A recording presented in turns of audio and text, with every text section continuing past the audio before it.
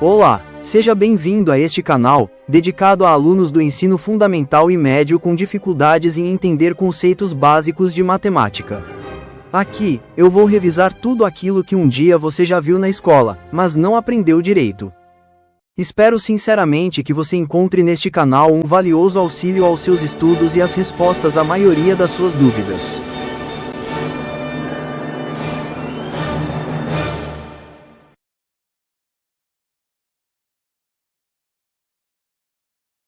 Esta é a 10ª aula sobre os números racionais. O tópico sobre números racionais tem o total de 10 aulas. A aula 10 está dividida em 5 partes, todas elas dedicadas à resolução de exercícios e problemas. Neste exercício estamos querendo saber qual o valor da adição das frações mostradas na tela. Em comum, todas elas têm numerador igual a 1. Esse tipo de problema pode ser resolvido com o uso do MMC entre os denominadores das frações que já aprendemos neste tópico. No entanto, só para achar o MMC desses números já teremos um trabalho considerável. Sem falar que, depois de feitas as contas, ainda será preciso simplificar o resultado, para ao final de tudo, encontrar 6/7 como resposta.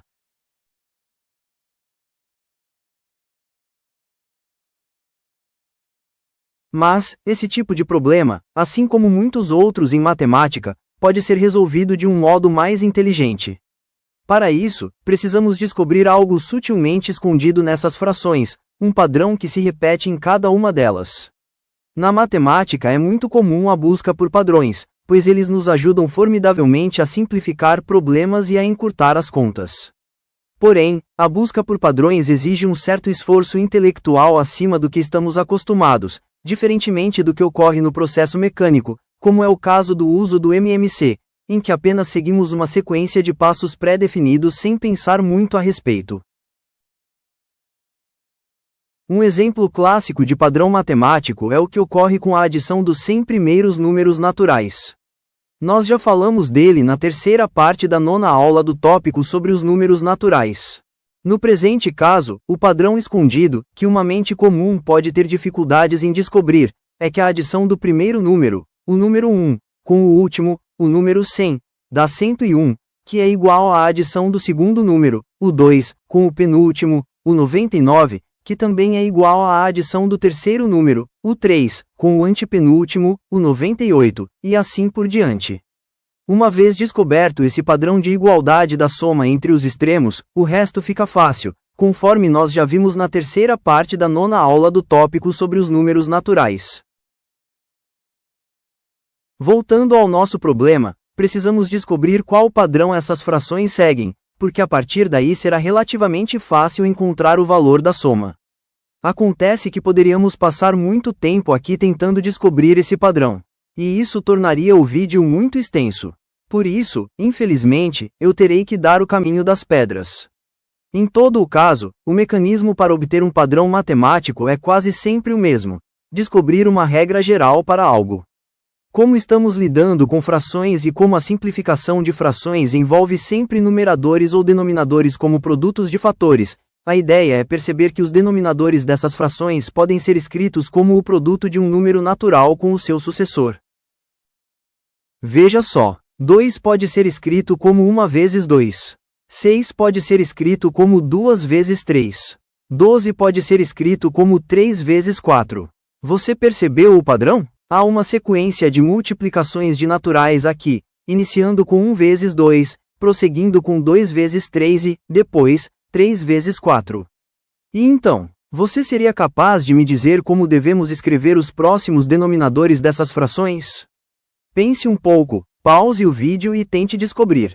Ok? Podemos prosseguir? Veja, 20 é 4 vezes 5, 30 é 5 vezes 6 e 42 é 6 vezes 7.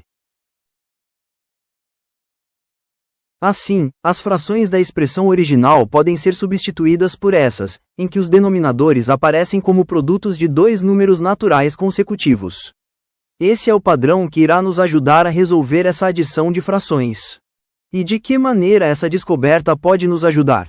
Aqui é necessário perceber mais uma coisa: Difícil de enxergar para quem nunca viu algo parecido na escola, que cada uma dessas frações pode ser escrita como a subtração de frações. Veja que 1 sobre 1 vezes 2 é igual a 1 menos 1 meio. Basta ver que, quando fazemos a multiplicação borboleta entre 1 e 1 meio, obtemos exatamente 1 dividido por 1 vezes 2.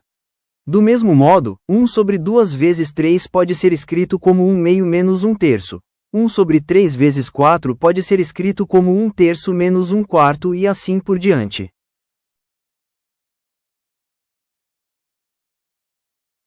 Dessa forma, a primeira fração, 1 sobre 1 vezes 2, pode ser substituída por 1 menos 1 meio. A segunda fração, 1 sobre 2 vezes 3, pode ser substituída por 1 meio menos 1 terço. A terceira fração, 1 sobre 3 vezes 4, pode ser substituída por 1 terço menos 1 quarto e assim por diante.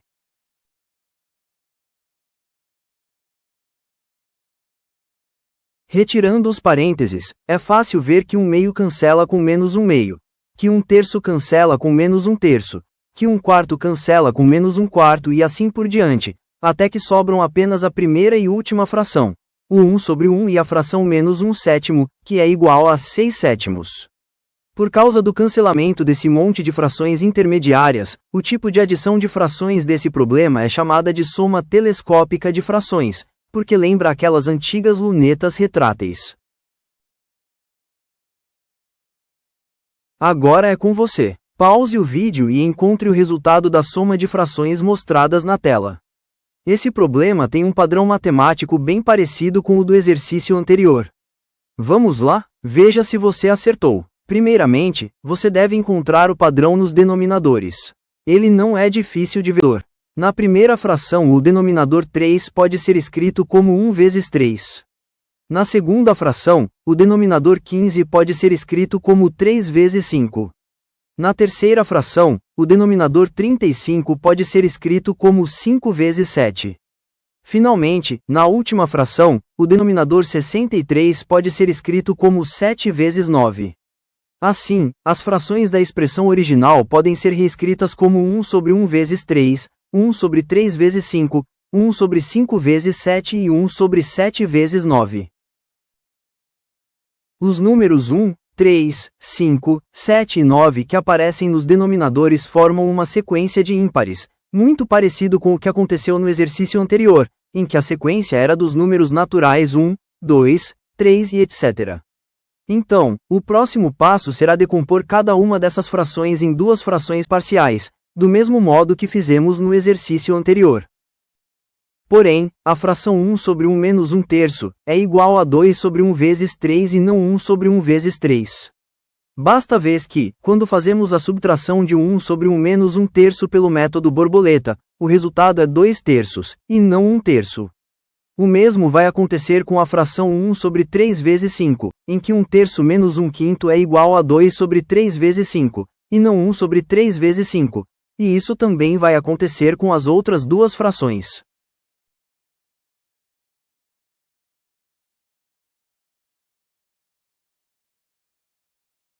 Portanto, quando somamos todas as duplas das frações parciais, encontramos não a soma equivalente à expressão do problema, mas duas vezes ela. Isso fica claro depois que colocamos em evidência o fator 2, que aparece em todos os numeradores.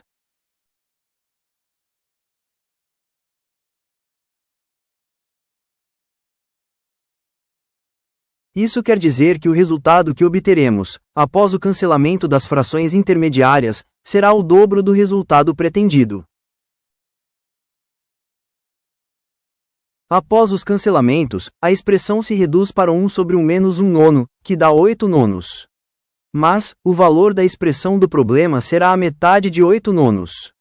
Isto é, será 8 nonos dividido por 2. Fazendo as contas, obtemos 4 nonos como resposta.